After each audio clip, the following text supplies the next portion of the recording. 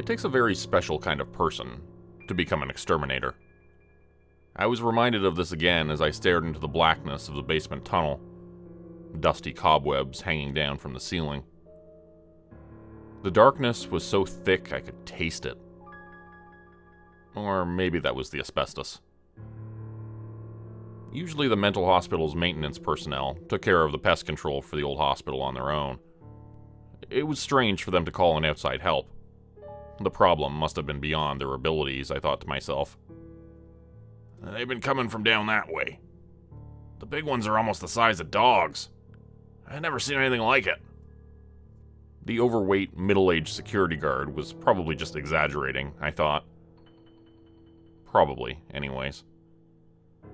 I'm gonna need you to come down there with me. I don't have a key for those doors.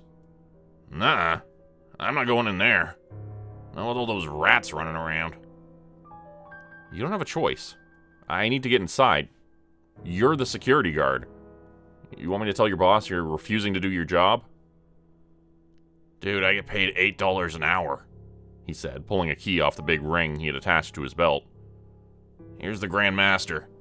Give it back to me when you're done. I'll be upstairs taking a nap. Yeah, thanks a lot. He walked off, ignoring my sarcasm and leaving me alone in the dark, mildew-smelling basement. I turned on my flashlight and began to venture down the crumbling old corridor. Pushing my way past the curtains of cobwebs, I walked deeper and deeper into the darkness, the smell getting worse with each step. What was that stench? I wondered. Spiders were soon crawling on my skin and in my hair, up my sleeves and down my back. I tried to contain my terror and brush them off of me as best as I could, but there were always more. Soon I felt them biting beneath my clothes as I invaded deeper and deeper into their territory. The spiders were occupying so much of my attention that I didn't even notice at first when the rats started swarming past. Just a couple at the start, then a half dozen at a time, until soon they were moving around me in a fleshy, hairy herd. The warmth of them radiated from the floor as I moved quickly through the midst of them. There were hundreds, perhaps thousands of rats. I'd never seen so many in one place. The door was up ahead, and it appeared to be locked with a thick steel chain and a padlock from a century ago. But that wasn't stopping the rats. In the glow of my flashlight, I saw them moving through a hole they had made in the baseboards, after chewing through it like acid. They streamed through this gap like flowing water. With shaking hands, I pulled out the key, which I had tucked into my front pocket. I inserted it into the lock and turned it with a great effort. The lock was rusted to the point of almost being seized. After a great deal of jiggling and desperate pounding against the door with my shoulder, it creaked open. Inside was another long corridor, stretching off into the darkness. Rats were squeaking and fighting amongst themselves, running around on the floor, and I saw that the security guard had been telling the truth. Some of them were the size of small dogs. I just hoped they weren't hungry enough to take a bite out of me. This hallway stretched mind-bendingly off into the far distance. I couldn't believe how big this place was. The old mental hospital had been built nearly 200 years prior, and it was massive. It was also rumored to be haunted, but I had more tangible things to worry about than ghosts at the moment. The rats were a constant presence as I forced myself to go deeper into the darkness. A part of me told me to go back, to just say that this was too much for me, but another part of me said no. This was my job, and it was up to me to get this done. I could only imagine the Yelp reviews and what they would say about an exterminator too scared of rats to exterminate them. But the smell. The smell was almost too much to handle as I trudged closer and closer to the unknown source of it. Something told me that if I could find the source of that smell, I'd find what was causing the rat problem. I anticipated a leak leading into the municipal sewer system, but I never anticipated what I did end up discovering.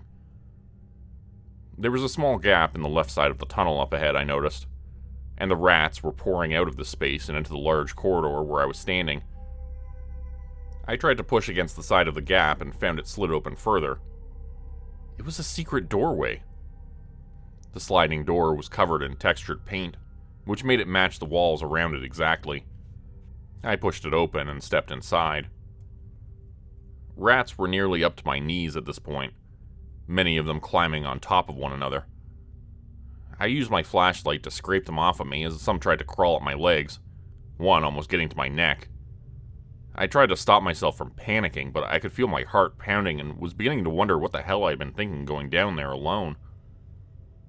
The tunnel led downwards, heading deeper and deeper below ground. It appeared to be crude and dug by hand, without using sophisticated equipment. There was no lighting, and the ground was filled with potholes and ruts which I repeatedly tripped over. I imagined falling face down in the midst of all those rats and squirmed at the thought. Eventually, after several long minutes of descending deeper and deeper downwards, the space before me opened up, and I saw I was in a large, hidden cave system beneath the hospital. I braced myself as I followed the trail of rats and saw a cluster of them in the darkness up ahead. With wooden steps, I went forward to examine the source of the mental hospital's rat problem.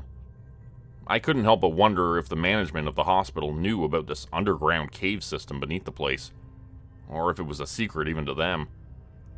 But one thing was for sure. Somebody had made this secret tunnel leading down into this cavern, and whatever person was using this hidden passage nowadays was doing so with some terrible purpose in mind. As I drew closer to the horde of rats, the terrible smell I had noticed earlier began to grow stronger, to the point of being almost unbearable. I pulled my shirt up over my face and shone the flashlight beam towards the source of that horrible odor. There was a pit with at least a dozen dead bodies in it, each of them in various states of decomposition.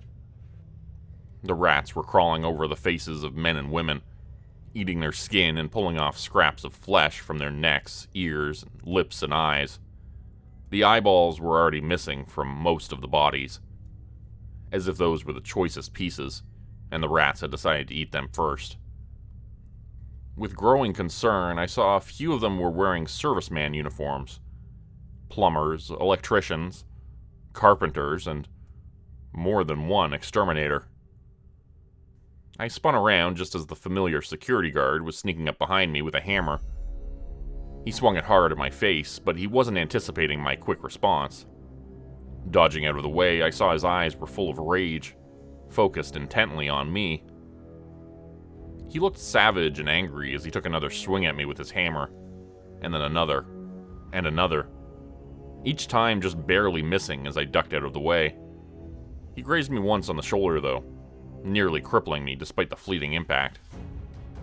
The kid was young and he was quick, but he was filled with anger, and it was making him sloppy and careless.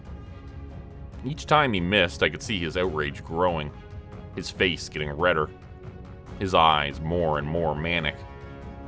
And with that came a slipshod lack of focus as he fell further and further away with each strike. I realized I had only one chance to fight back, since I didn't have a weapon. My mind struggled to come up with a plan as I circled back around the pit filled with dead bodies. With my back to it, I slowed, acting tired. Then, as he came at me, I pretended to be surprised at having backed myself into a corner. He attacked, and at the very last second I dodged away, kicking him in the back as he went off balance. His eyes went wide with surprise, having missed wildly with his attack. The old pudgy security guard who had lured me down there went flying into the pit of rats and dead bodies, spinning and turning in the air as he landed so that he was looking up at me. A moment later, the vermin swarmed him. It was like piranhas smelling blood in the water. As soon as they saw the fresh meat, they began to feast on his flesh, and he screamed. I slowly backed away, watching carefully to make sure he didn't chase after me. But within a few moments, the screams began to turn into bubbling gurgles and a wheezing death rattle. Soon after that, I heard nothing at all, and it was silent except for the sounds of rats eating the man as I retreated back the way I'd entered. The rats were swarming back towards the caverns, I saw with pleasant surprise as I made my way back toward the entrance of the caves. Finally back in the basement, I stood watching as the rats' numbers began to thin, their masses returning to their home in the cave system after smelling the fresh meat. After the last ones had gone back through the secret door, I closed it shut and heard it lock securely in place. I sealed the hole and made sure they couldn't get through again. The hidden tunnel was once again disguised to blend in perfectly with the basement wall, tucked away in the derelict hallway that no one ever visits anymore. Not only that, but I had solved the rat problem. Like I said before, it takes a special kind of person to be an exterminator. It's not for everyone. Some people just don't have what it takes. The story you just heard was previously featured on the Dr. Nosleep podcast. It's also a connected story related to my first novel, Beneath the Asylum. If you want to hear that story on the channel, I'll link it in the right-hand bottom corner of the screen at the very end here.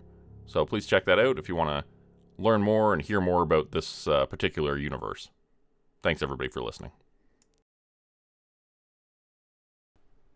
Today's video was supported by patrons like Mark from Earth, Crimson Muse, Joy Burton, Diane Showers, Mark Zawal, Cheryl James, Pick Your Sticker, Teddy Dog, Clue 404, Mamakato, Dante Kincaid, Zarin Ray, Angela Donovan, Blarian50, Devin Kyle, Timothy Baird, Ajeti, Bert Turner, Bajani Espinal, Michael Pierce, Big Joe, Kerry Harkonnen, LaDonna Spivey, Scott Tanaka, Tom Stewart, Sherman Davis, Bryce Shelton, Susan McClendon, Elise Batiste, Lisa and the Cult Jam, Open Circuit, Fabulavore, Raymond Jaggers, That Darn Fox, Raison Detra, Kai Gaming 99, Windy Burns, The Wendigo, Michael Squishy Park, The Gemstar, Vault 77 Citizen, Puppy Dan, Clovis Wolf, Elder Jelm, Derek Prey, Elder Being, KC Hawaii, Rob T, Tragic Mermaid, Darren Fishnaller, Cloves Anoya Harris, Ro Underwood, Florida Man Luke, Bethany's Mom, Winter's Kiss, Sam Brook, The White Stag, Corgi Connection, No Name, Marta Cara, Professor Elm, Kathy Barrickman, Cybard Sands, Steve Hennessy, Melanie Sanders, and The Archivist. If you'd like to help support the channel, please consider joining my Patreon page at patreon.com/Jordan Grupe Horror. As a patron, you have access to bonus videos and content, as well as a Discord channel. You'll be credited at the end of every video going forward, and if you decide to stay for 3 months, I'll name a character after you, which will be featured in an upcoming Hollow's End story. Links to join the Patreon are in the description. Thanks everyone for listening. Please like, subscribe, and comment to help the channel continue to grow, and see you again next time at 4 p.m. Eastern Standard Time. Hope you have a great night.